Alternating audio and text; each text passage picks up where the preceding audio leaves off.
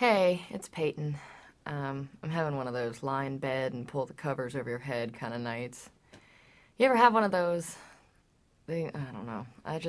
I've been thinking a lot, just remembering, like, when I was a kid and my mom died, I tried to find her at the funeral. And not with my eyes, but with myself, my soul, I guess. I'd read somewhere that when a person dies, sometimes they hang around through the funeral. And I guess, I don't know, they just want to make sure you don't toss them off the back of a truck on the side of the road or something. They want to make sure their body gets a proper burial. And I guess they also want to make sure everyone's doing okay. I loved that, not only because I thought it was kind of cool that you could float up into the air and watch your body get buried, but also because it meant that when you die, you're not just gone, You still exist, even if your body doesn't. Where you go from there, whether it's to heaven or hell or right back down to earth for another lifetime, I don't know, but it's not just nothing. That seems right to me. Comforting, sure, but it's not just that. It seems real. So I looked for her, my mom. I tried to feel her, find her there at the funeral. But I couldn't, there was no rush of warm air or tingle at the back of my head. Just nothing. Like that girl in A Chorus Line who's in acting class pretending to be a bobsled and everyone's shouting, "Oh, I feel the snow, I feel the cold, I feel the air." And she just says, "I felt nothing." Brooke used to play that album all the time growing up. We'd act out all the parts and fight over who'd get to be the girl who felt nothing. And then suddenly, at my mom's funeral, there I was, I really was that girl, the girl who felt nothing. Actually, it was worse than nothing. It was a vacuum, an actual pull on my stomach, my heart, I could feel where she was missing. She wasn't just hanging around. She was really gone. So I went home and I shut the door and climbed into bed.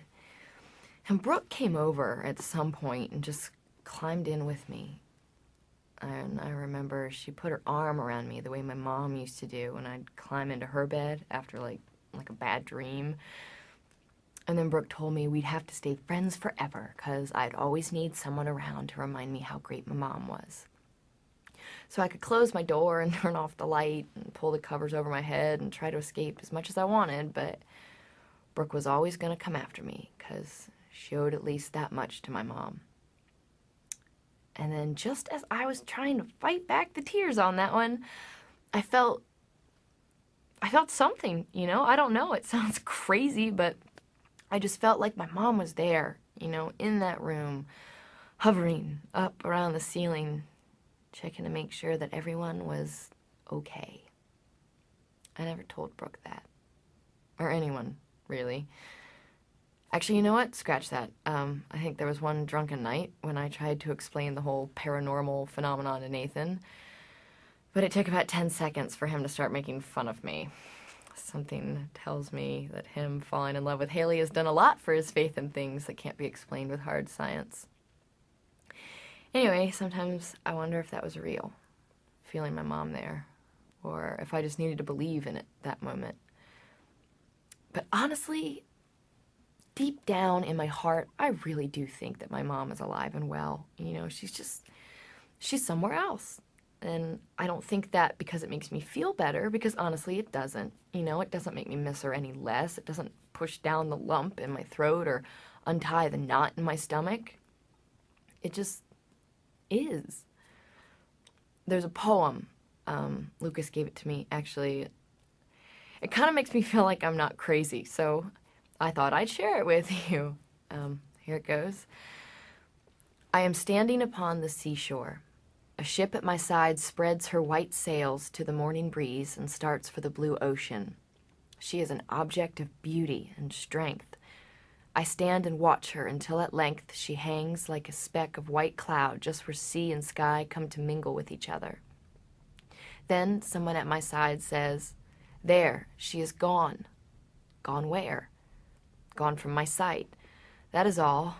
She's just as large in mast and hull and spar as she was when she left my side, and she is just as able to bear her load of living freight to her destined port. Her diminished size is in me, not in her. And just at the moment when someone at my side says, "There, she is gone," there are other eyes watching her coming, and other voices ready to take up the glad shout, "Here she comes."